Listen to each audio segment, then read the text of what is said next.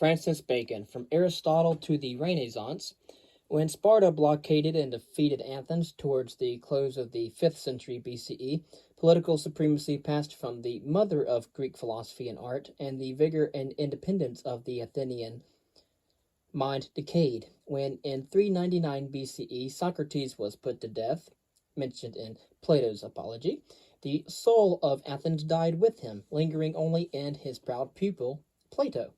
And when Philip of Macedon defeated the Athenians at Chaeronea in 338 BCE, and Alexander the Great burned the great city of Thebes to the ground 3 years later, even the ostentatious sparing of Pindar's home could not cover up the fact that Athenian independence in government and in thought was irrevocably destroyed.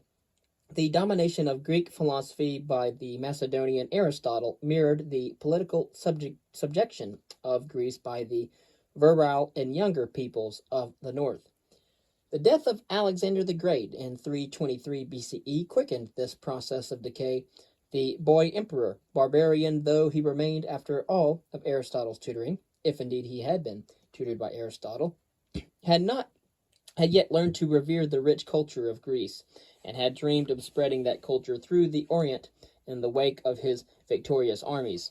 The development of Greek commerce and the multiplication of Greek trading posts throughout Asia Minor had provided an economic basis for the unification of this region as part of an Hellenic empire, and Alexander hoped that from these busy stations Greek thought, as well as Greek goods, would radiate and conquer. But he had underrated the inertia and resistance of the Oriental mind, and the mass and depth of Oriental culture.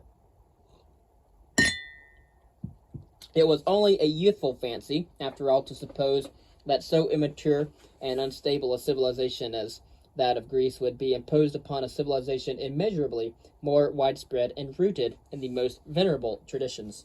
The quantity of Asia proved too much for the quality of Greece. Alexander himself, in the hour of his triumph, was conquered by the soul of the East. He married among several ladies the daughter of Darius. He adopted the Persian diadem and robe of state. He introduced into Europe and the remaining colonies of Greece the Oriental notion of the divine right of kings, and at last he astonished a skeptic Greece by announcing in magnificent Eastern style that he was a god.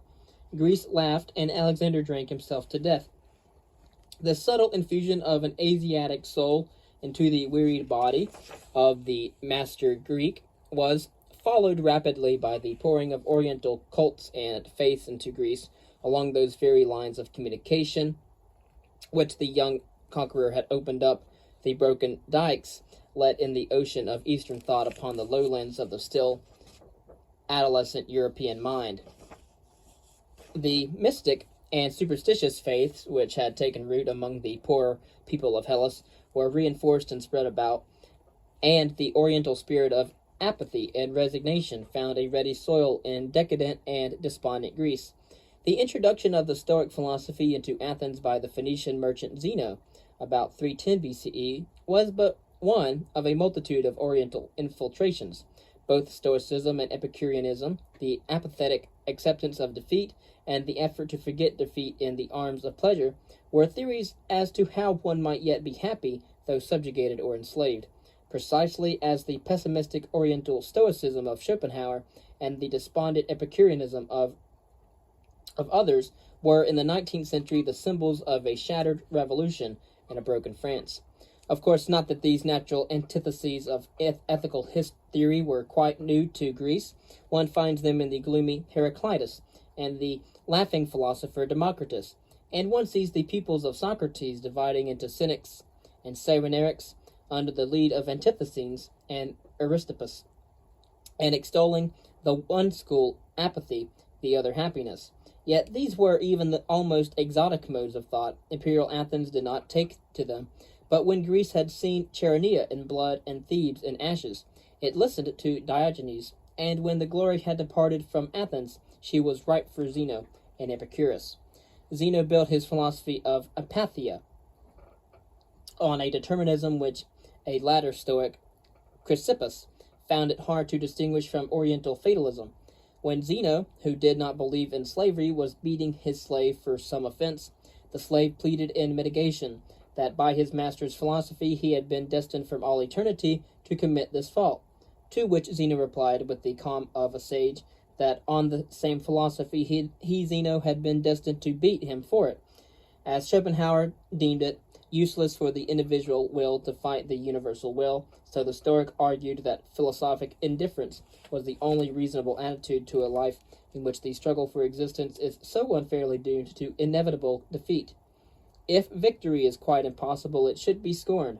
The secret of peace is not to make our achievements equal to our desires, but to lower our desires to the level of our achievements. If what you have seems insufficient to you, said the Roman Stoic Seneca in 65 CE, then though you possess the world, you still yet will be miserable. Such a principle cried out to heaven for its opposite, and Epicurus, though himself as Stoic in life as Zeno, supplied it. Epicurus says, brought a fair garden which he tilled himself.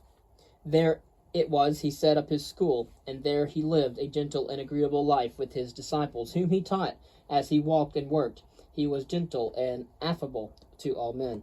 He held there was nothing nobler than to apply one's self to philosophy. His starting point is a conviction that apathy is impossible, and that pleasure, though not necessarily sensual pleasure, is the only conceivable and quite legitimate end of life and action. Nature leads every organism to prefer its own good to every other good. Even the Stoic finds a subtle pleasure in renunciation. We must not avoid pleasures, but we must select them. Epicurus, then, is no Epicurean. He exalts the joys of intellect rather than those of sense. He warns against pleasures that excite and disturb the soul, which they should rather quiet and appease. In the end, he proposes to seek not pleasure in its usual sense, but ataraxia, or tranquility, equanimity, repose of mind, all of which trembles on the verge of Zeno's apathy. The Romans, coming to despoil Hellas in 146 BCE, found these rival schools dividing the philosophic field, and having neither leisure nor subtlety for speculation themselves, brought back these philosophies with their other spoils to Rome. Great organizers, as much as inevitable slaves, tend to Stoic moods. It is difficult to be either master or servant if one is sensitive.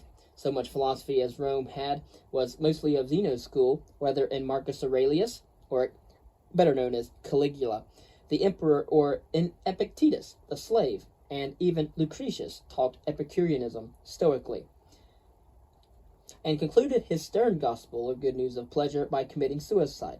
His noble epic on the nature of things follows Epicurus in damning pleasure with faint praise, almost contemporary with Caesar and Pompey. He lived in the midst of turmoil and alarms. His nervous pen is forever inditing prayers to tranquility and peace. One pictures him as a timid soul whose youth had been darkened with religious fears, for he never tires of telling his readers that there is no hell, except here, and that there are no gods, except gentlemanly ones who live in a garden of Epicurus in the clouds, and never intrude in the affairs of men. To the rising cult of heaven and hell among the people of Rome he opposes a ruthless materialism. Soul and mind are evolved with the body, grow with its growth, ail with its ailments, and die with its death. Nothing exists but atoms, space, and law, and the law of laws is that evolution and dissolution everywhere. No single thing abides, but in all things flow. Fragment to fragment clings. The things thus grow until we know and name them. By degrees they melt and are no more the things we know.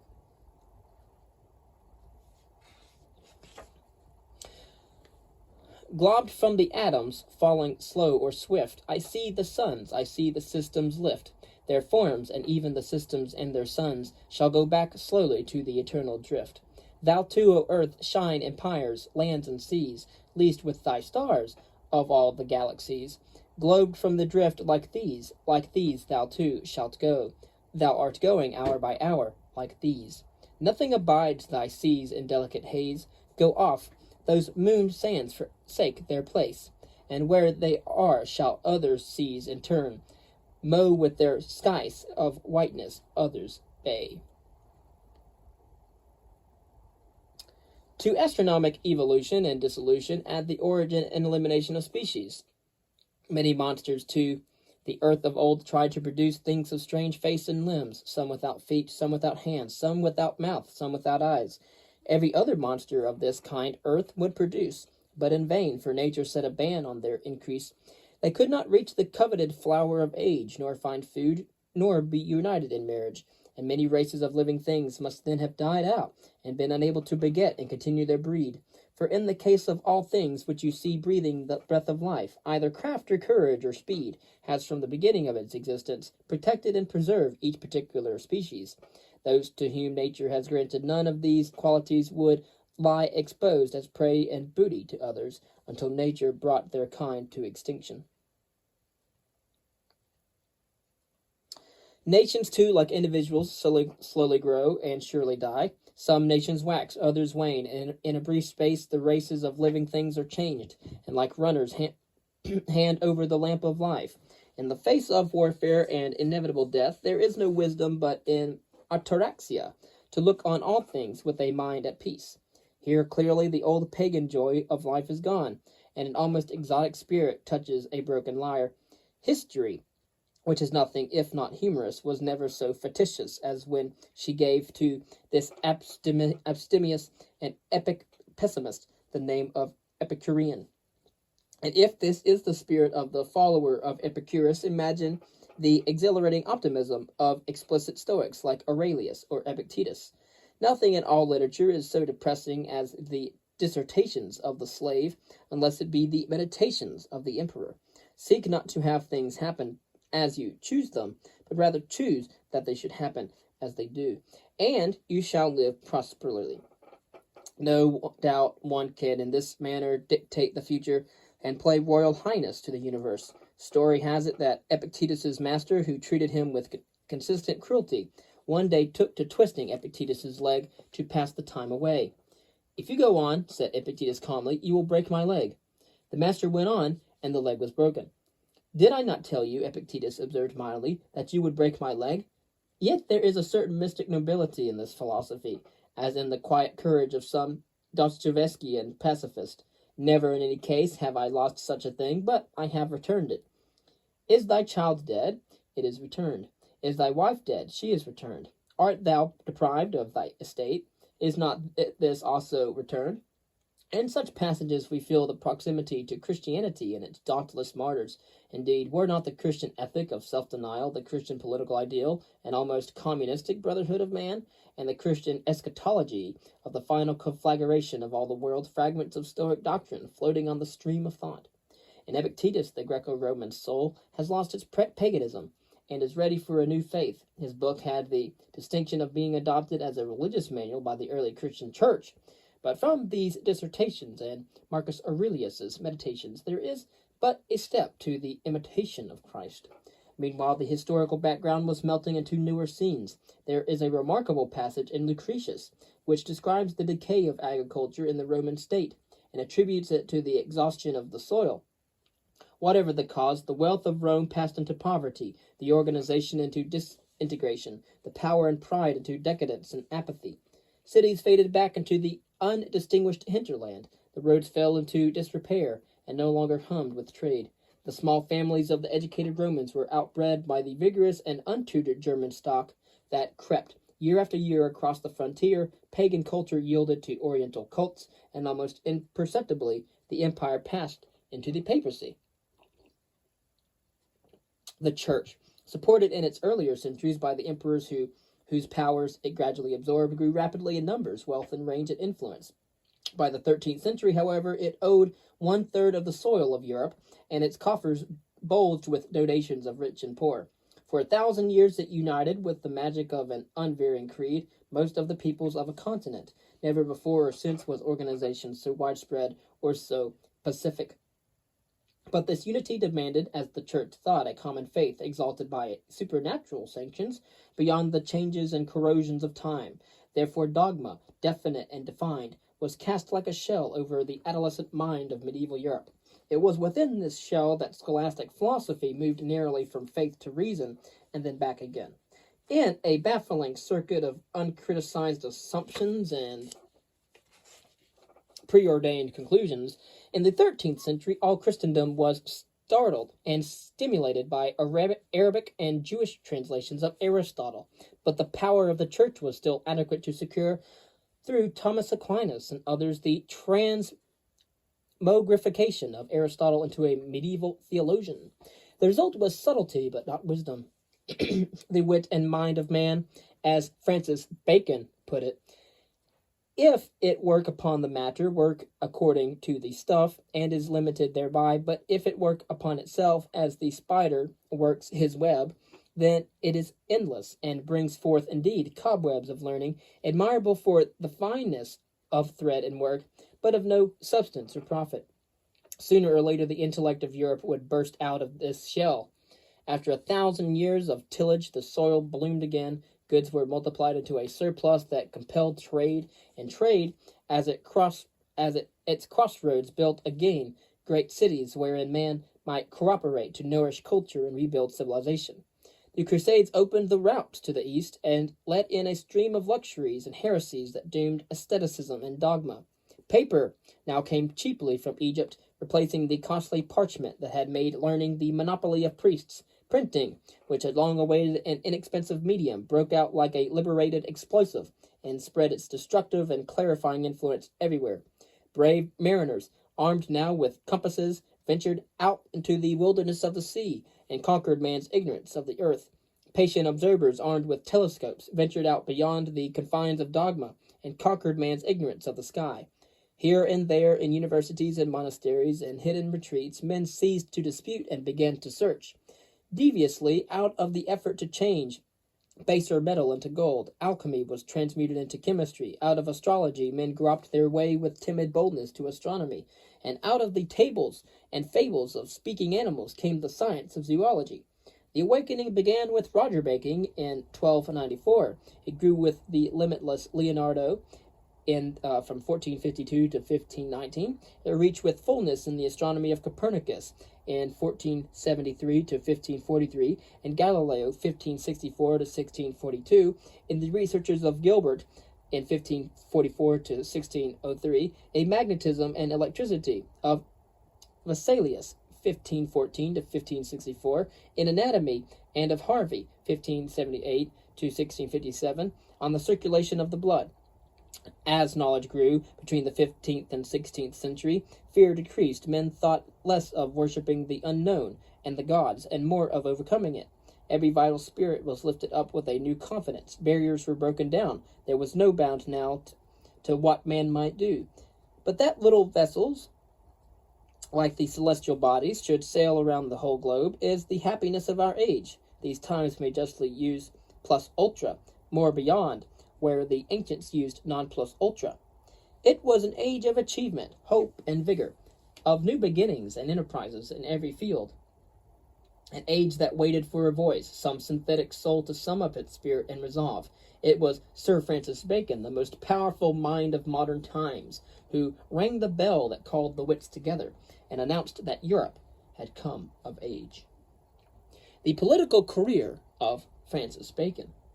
Bacon was born on January the 22nd, 1561, at York House, London, the residence of his father, Sir Nicholas Bacon, who, for the first 20 years of Elizabeth's reign, had been keeper of the Great Seal. The fame of the fathers has been thrown into the shade by that of the son, but Sir Nicholas was no ordinary man. It is as one might have suspected, for genius is an apex, to which a family builds itself through talent, and through talent in the genius's offspring subsides again towards the mediocrity of man. Bacon's mother was Lady Anne Cook, sister-in-law of Sir William Cecil, Lord Burghley, who was Elizabeth's Lord Treasurer, and one of the most powerful men in all of England. Her father had been chief tutor of King Edward VI. She herself was a linguist and a theologian, and thought nothing of corresponding in Greek with bishops. She made herself instructress of her son, and spared no pains in his education.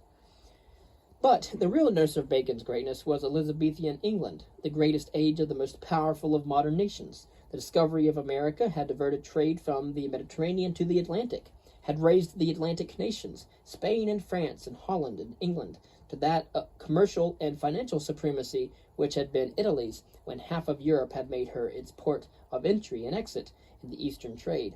And with this change, the Renaissance had passed from Florence and Rome, and Milan and Venice, to Madrid and Paris, and Amsterdam and London.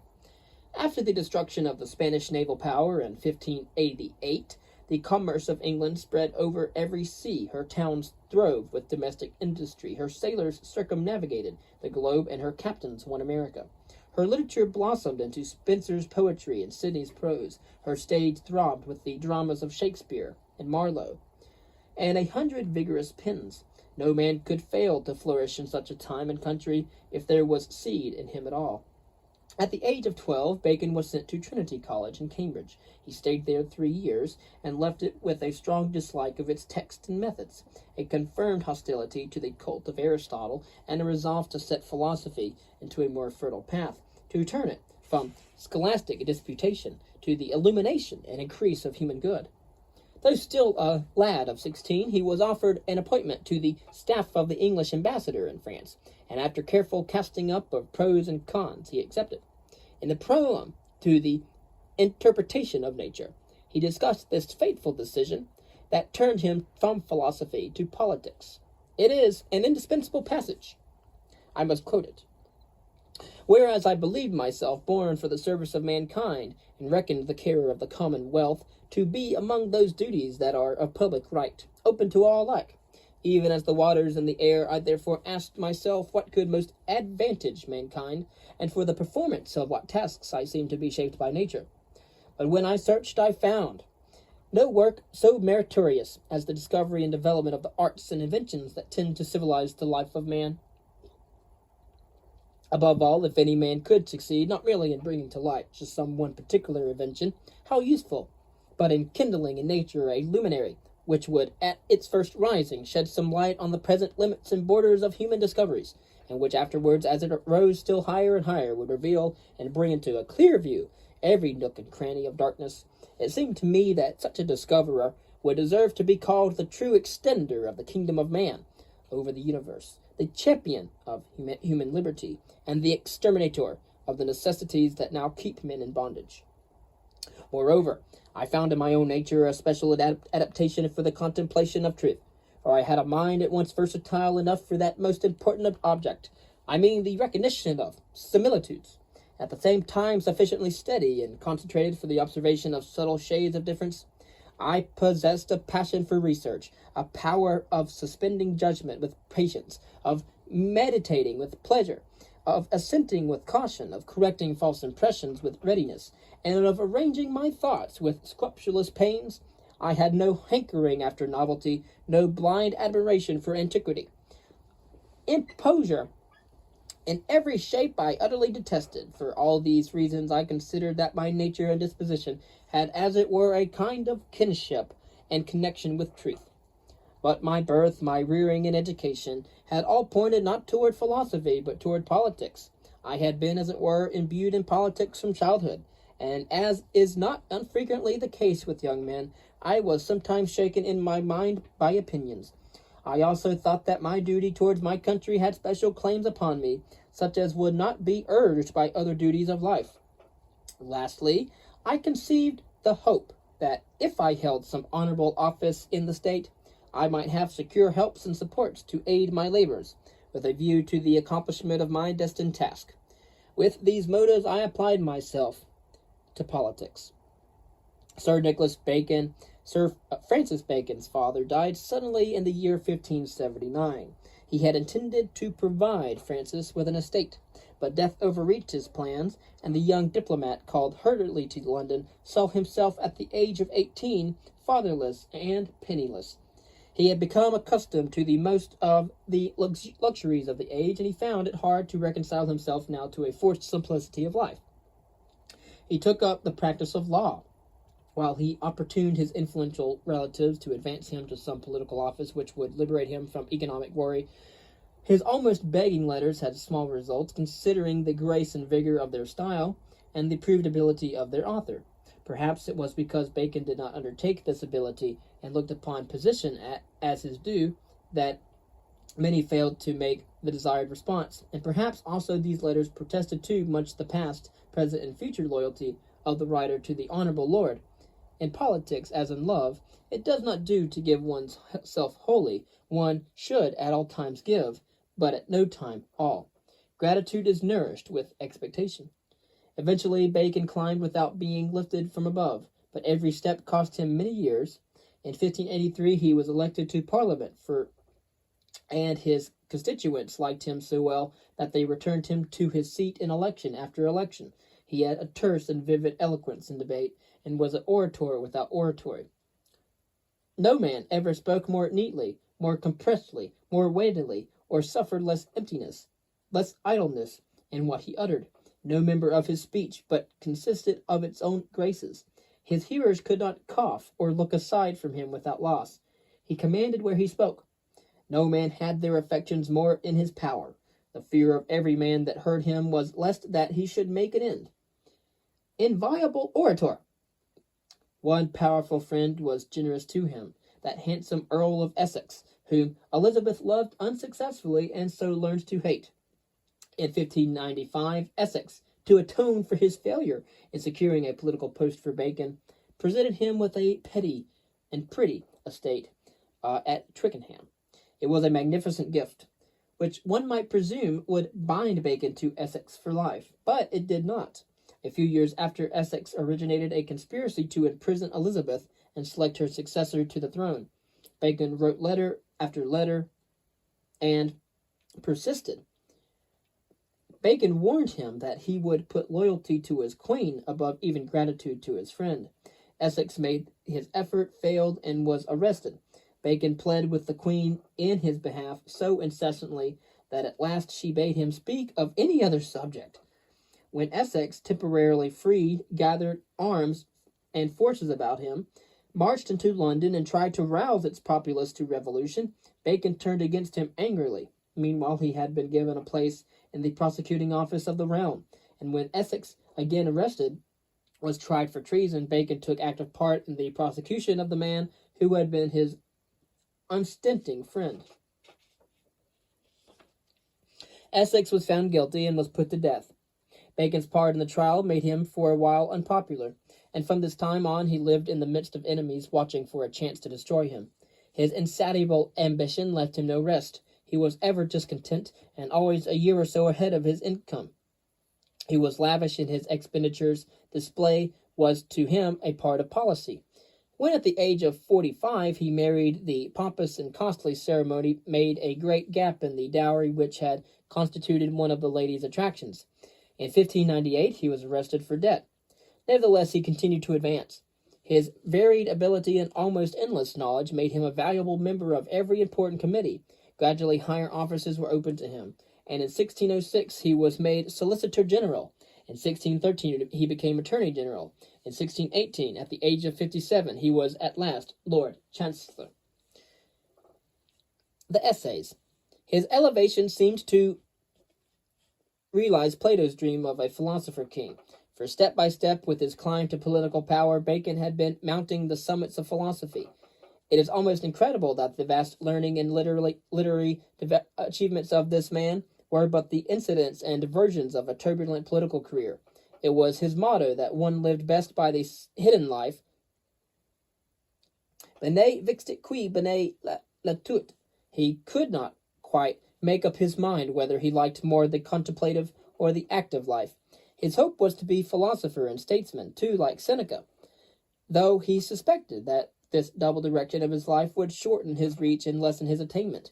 It is hard to say, he writes, whether mixture of contemplations with an active life, or retiring wholly to contemplations, do disciple or hinder the more of the mind.